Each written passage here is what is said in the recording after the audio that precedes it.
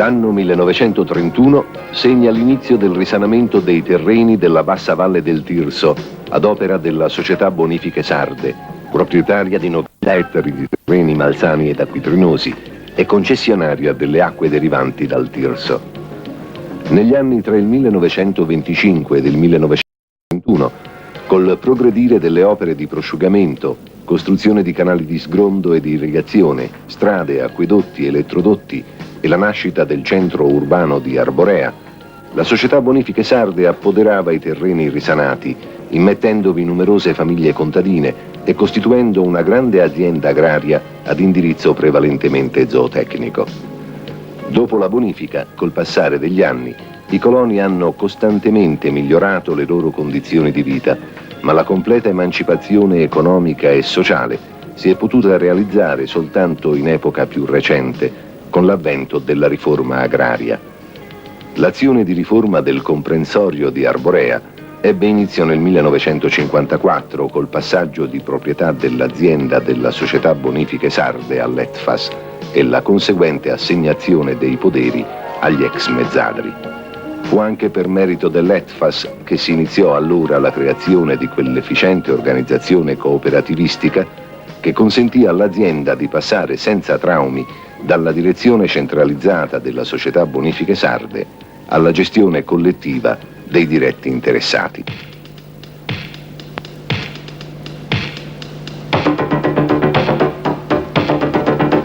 Attualmente il comune di Arborea è costituito da un vasto territorio pianeggiante esteso lungo il golfo di Oristano. Esso può essere suddiviso in 3 zone.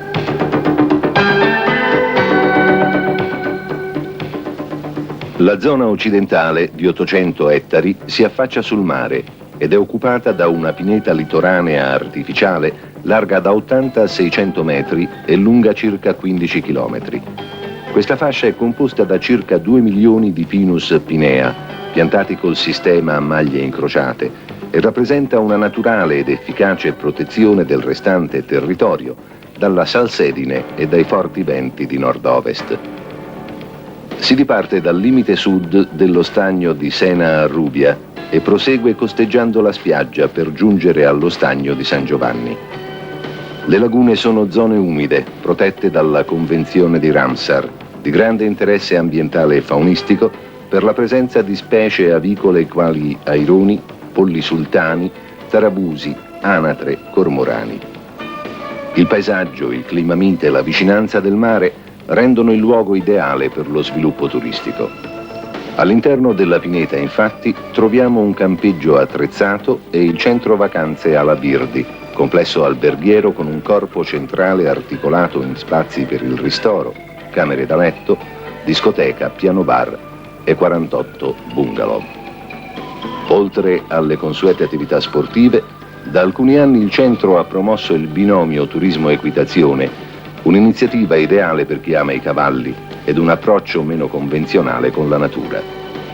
Vacanze verdi, cioè passeggiate a cavallo, trekking, corsi di equitazione, sono fruibili tutto l'anno, avendo a disposizione 40 cavalli anglo-arabo-sardi, 2 maneggi all'aperto, un maneggio coperto ed un campo gara.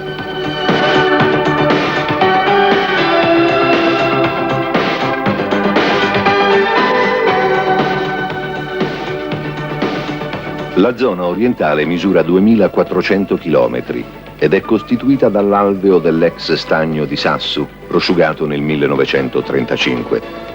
Originariamente la zona era destinata alla produzione di foraggio e riso. Nel 1954, con l'avvio della riforma agraria, 1/3 della superficie è stata divisa in circa 70 poderi e messa a disposizione di agricoltori locali, che hanno dato vita alla cooperativa Quotisti Sassu. Le produzioni più salienti della cooperativa sono quelle della barbabietola, 116.000 quintali nel 1986, del foraggio e del pomodoro da industria. Recentemente si è dotata di moderne strutture per la conservazione ed una prima lavorazione dei prodotti. In questa zona troviamo l'azienda della Società Bonifiche Sarde, autrice della grande opera di bonifica.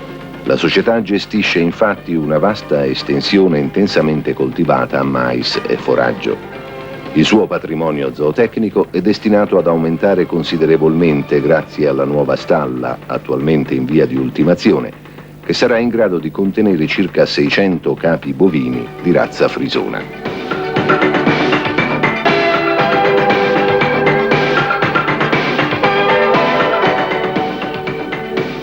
La zona centrale, estesa per 6.000 ettari, è formata dal centro urbano di Arborea, dalle frazioni di Sungroni, Luri, Linnas, Pompongias, Torrevecchia e dai poderi sparsi.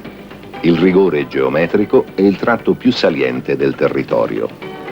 Tutta la superficie coltivata è suddivisa in campi rettangolari di 1,600 x 400 che formano poderi di 12-24 ettari. I campi sono delimitati da fasce frangivento di eucaliptus e da alberature di pioppi. Canali paralleli ai campi, alternati ad una rete di irrigazione sotterranea, permettono agli agricoltori la coltivazione intensiva dei loro poderi. Allevamento del bestiame altamente selezionato, produzione ortofrutticola, tecnologia sofisticata, sono il biglietto da visita del prodotto Arborea.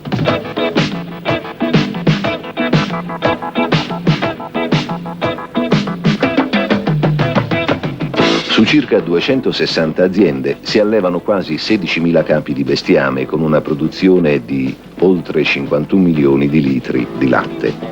Il patrimonio zootecnico è in gran parte allevato in moderne stalle computerizzate, nelle quali tutte le operazioni avvengono in appositi spazi.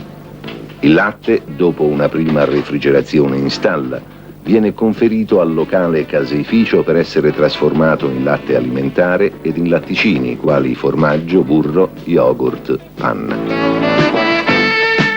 Il comparto ortofrutticolo è anche